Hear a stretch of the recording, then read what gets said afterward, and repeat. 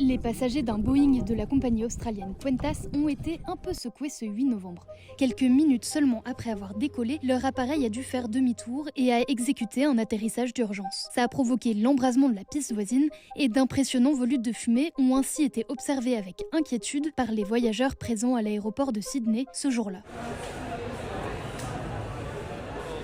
It was just a regular flight and we were basically hitting speed, about to take off. The wheels were literally about to go off the tarmac and there was a massive bang and a shudder, which was disturbing obviously, but what was more disturbing was the fact that planes seemed to struggle after that point to get altitude. And it wasn't until 10 to 15 minutes into the flight that the captain came on and said there is a big issue with the right engine, we've had to shut it down, we think we've got it under control but we're going back to Sydney to land. Selon la compagnie, c'est une panne moteur qui a provoqué l'incident. Les ingénieurs de Qantas ont procédé à une inspection préliminaire du moteur et ont confirmé qu'il s'agissait d'une panne de moteur contenu.